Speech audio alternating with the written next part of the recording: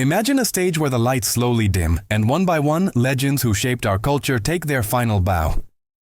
These are not just names in headlines, they are voices that sang to our souls, faces that defined eras, and storytellers who carried us through laughter, tears, and hope. Tonight, we honor the icons we've lost in recent days, their music, their films, their presence, and the ways they forever changed the world. We begin with one of the brightest stars Hollywood has ever known, Robert Redford. Robert Redford was more than just an actor. He was a dreamer, a rebel, and an artist who reshaped cinema for over half a century. Born in Santa Monica in 1936, Redford's early life wasn't easy. He was a kid who loved drawing and baseball, a boy who faced personal loss when his mother passed away young, shaping his sensitivity and resilience. His early struggles gave him a depth that audiences would later see in every character he played. Redford's rise to fame came with Butch Cassidy and the Sundance Kid in 1969, where alongside Paul Newman he redefined the concept of a Hollywood outlaw. He wasn't just handsome, he was magnetic, witty, and layered.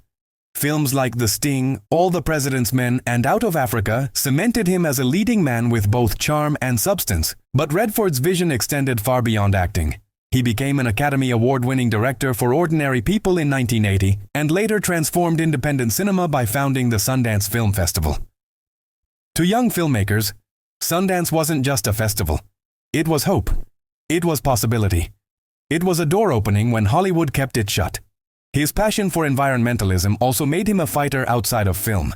He spoke for the earth, for conservation, and for justice, long before it was fashionable. Robert Redford's passing at age 89 closed a chapter in cinema, but the legacy he built, of truth, art, and courage, will live for centuries. From the silver screen we shift to the golden sound of music. Sonny Curtis, at 88, left behind a treasure chest of songs that still echo in our culture. Born in 1937 in Texas, Sonny was a childhood friend of Buddy Holly. After Holly's death, Sonny stepped into the Crickets, and history remembers him as one of the architects of rock and roll. His songwriting gift was unmatched. Imagine this: a young man sitting with a guitar, writing a song called I Fought the Law. Decades later, the Clash would turn it into an anthem of rebellion, sung in clubs, protests, and festivals around the globe. That was Sonny, timeless, ahead of his era. But perhaps his most iconic creation was gentler, warmer. Love is all around, the theme for the Mary Tyler Moore Show.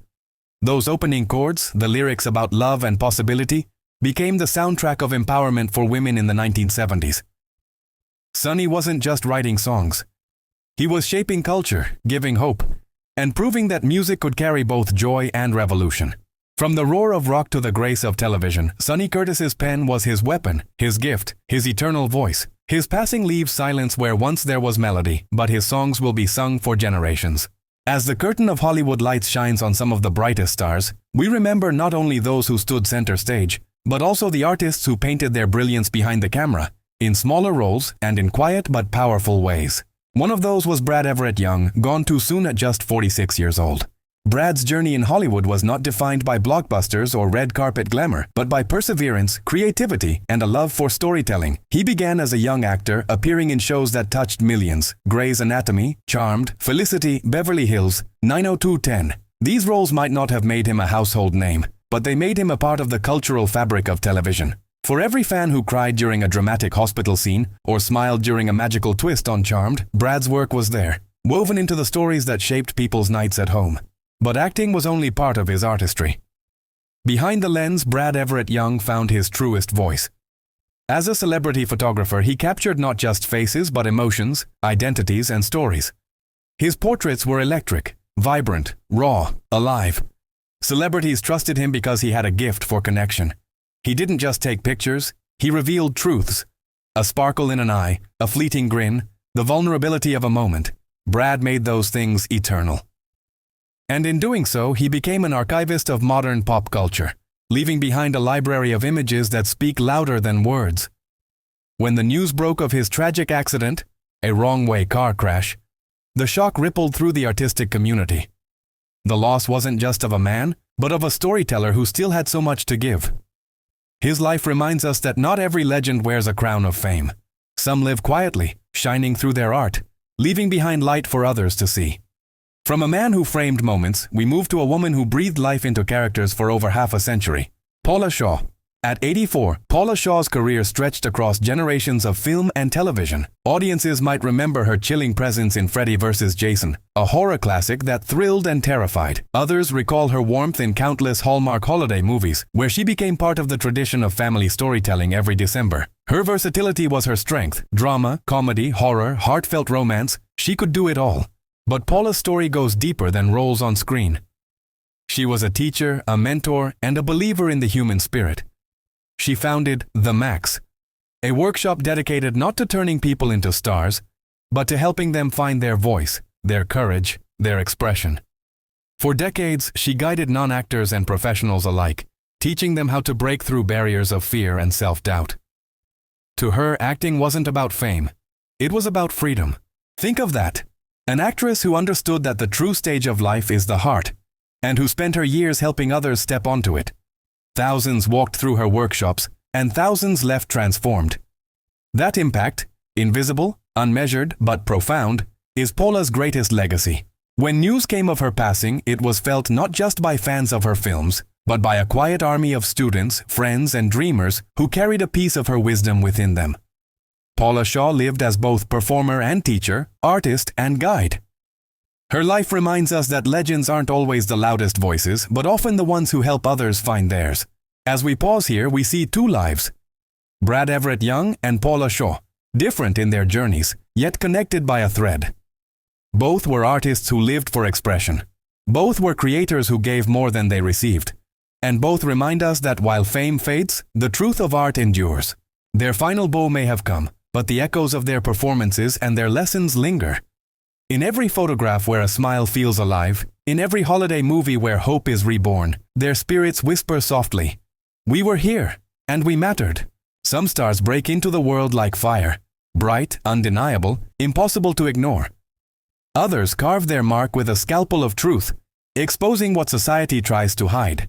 And some, with their powerful presence, turn even the smallest role into something unforgettable. This chapter belongs to three such artists: Richard Roundtree, Morgan Spurlock, and Michael Lerner. Let us begin with the man who changed cinema forever, Richard Roundtree. In 1971, when audiences first heard Isaac Hayes' funky bass line rumbling under the title Shaft, something monumental was about to happen. On screen strode Richard Roundtree, tall, charismatic, unapologetically confident. He wasn't just playing John Shaft, he was redefining what it meant to be a black leading man in Hollywood. For the first time, a black actor wasn't relegated to the sidelines, the sidekick, or the stereotype. He was the hero, the detective, the man women wanted and men wanted to be. Roundtree's performance in Shaft wasn't just cool, it was revolutionary. He kicked open a door in an industry that had long kept actors of color in the shadows. His role helped ignite the blaxploitation era, but more importantly, it gave generations of black performers a blueprint for strength and visibility. Beyond Shaft, Roundtree's career spanned television, stage, and film, with roles in Roots, Being Mary Jane, and later appearances in Shaft reboots. Yet it was always his fearless presence that defined him. When Richard Roundtree passed at 82, it wasn't just a farewell to an actor, it was the closing of a chapter in cinematic history. A chapter that began with one man walking down a New York street, coat collar up, head held high, showing the world a new kind of hero. From the streets of Harlem to the fast food counters of America, we move to another man who shook culture, Morgan Spurlock. In 2004, Spurlock did what most people would never dare. He ate McDonald's for 30 straight days and filmed every bite. The result was Super Size Me, a documentary that exploded across theaters and living rooms, sparking a global conversation about fast food, health, and corporate responsibility. His experiment was daring, even dangerous. His body suffered visibly as the days dragged on. But Spurlock was after something bigger: truth. And he got it. Super Size Me wasn't just a documentary, it was a cultural moment. Schools banned soda, parents questioned what they fed their kids, and the fast food industry was forced to listen. Morgan Spurlock didn't stop there. With projects like 30 Days, where participants lived in drastically different lifestyles for a month, he challenged audiences to see life from new perspectives. He had a gift for combining humor, shock, and compassion, making even uncomfortable truths feel impossible to ignore. At 54, his death felt far too soon, a silencing of a voice that thrived on questioning, provoking, and pushing society forward. But his legacy remains. Proof that one person, one camera, and one radical idea can spark change across the world. And finally, we turn to a man whose very presence could transform a story: Michael Lerner. If you've ever watched Barton Fink, you remember him. His booming energy as Jack Lipnick, the film studio head, was so larger than life that it earned him an Academy Award nomination. But Lerner was far more than one role. For decades, he filled screens with performances that left a mark. From Godzilla to Elf, from The Postman Always Rings Twice to Glee, he could play intimidating bosses, quirky uncles, or menacing villains, each with the same magnetic intensity. What made Lerner remarkable was his ability to elevate even the smallest parts. Some actors fade in the background when given limited lines. Not Michael. He stepped into a scene and made it unforgettable. Directors loved him, audiences remembered him, and his colleagues respected him deeply. At 83, when he passed, Hollywood lost not just a character actor but a craftsman of cinema. He was the kind of actor whose face you might recognize before his name, but once you knew him, you never forgot him. His gift was proof that not every legend needs to be in the spotlight. Some shine from the sidelines, making the story richer, deeper, more alive. So here we pause, standing in awe of three very different lives. Richard Roundtree, who redefined heroism on screen. Morgan Spurlock, who made us question what we consume and why. Michael Lerner, who filled every frame with presence and power. Their paths were different, but together they remind us of one truth. Legends are not measured by the length of their fame, but by the depth of their impact. And in that sense, these three men will live forever. Some names live in whispers. Others live in songs. Some live in the laughter of children who grew up watching them. In this final chapter, we honor three cultural icons who each carried a piece of America's soul. Raquel Welch, Jimmy Buffett, and Paul Reubens. Let us begin with a woman who redefined beauty, strength, and screen presence, Raquel Welch. Raquel Welch wasn't just a movie star. She was an era. Born Jo Raquel Tejada in Chicago in 1940, she stepped into Hollywood at a time when women were often boxed into stereotypes.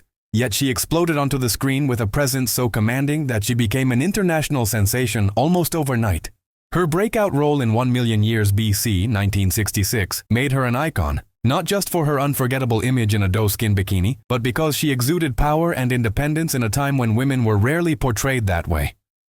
Soon after came Fantastic Voyage, a science fiction adventure that displayed both her beauty and her ability to anchor a film. But Welch was more than a symbol. She was a fighter in an industry that tried to reduce her to an image. She won a Golden Globe for The Three Musketeers, 1974, showing her talent as a comedic actress. She took roles on stage and television, pushing back against Hollywood's limitations. Off-screen, she became a businesswoman and fitness advocate, empowering women to embrace strength and confidence.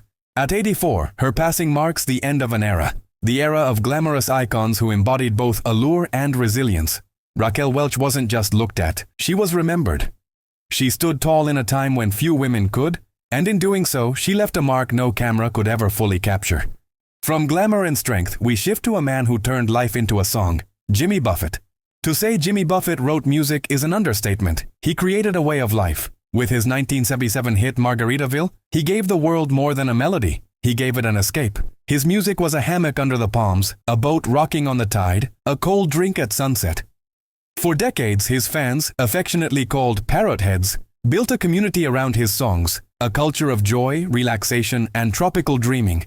But Buffett was more than the man behind the music. He was an entrepreneur, building a business empire of restaurants, hotels, and products that all carried his laid-back brand. From the stage to the boardroom, he turned a 3-minute song into a billion-dollar lifestyle. And yet, despite his success, Jimmy Buffett never lost his smile, his humor, or his ability to make life feel just a little lighter. And finally, we turn to a man whose eccentricity became his genius, Paul Reubens. To most of the world, he will forever be Pee Wee Herman. With his tight gray suit, red bow tie, and mischievous laugh, Paul Reubens created a character unlike anything television had seen before. Pee Wee's Playhouse, 1986-1990, wasn't just a children's show. It was a wild, colorful, surreal universe that entertained kids and fascinated adults. It won 15 Emmy Awards, shaped a generation's imagination, and turned Saturday mornings into a carnival of joy. But Paul Reubens was more than Pee Wee. He was a brilliant comedian, writer, and actor who appeared in films like Batman Returns, Blow, and countless TV shows. His career had highs and lows, but through it all, his creativity never dimmed. He embraced the weird, the whimsical, the unapologetically odd, and in doing so, gave permission to others to do the same.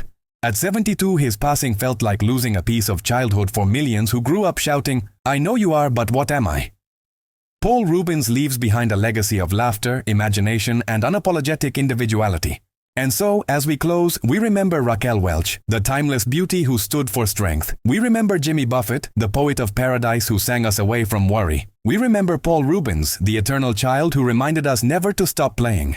Together with Robert Redford, Sonny Curtis, Brad Everett Young, Paula Shaw, Richard Roundtree, Morgan Spurlock, and Michael Lerner, they form a constellation of stars who have now taken their final bow. Their lives were different, their gifts unique, but they all shared one thing. They gave us pieces of themselves that will never die. A film, a song, a smile, a moment of courage. They belong now to eternity, but also to us, in our memories, our playlists, our movie collections, and our hearts. So as we dim the lights on this tribute, we whisper to these legends, thank you. Thank you for the laughter, the tears, the music, the inspiration. Thank you for proving that art can outlive the artist, and that even when voices fall silent, their echoes can fill the world forever. Because though the curtain falls, their stories remain, and their impact will be remembered for generations.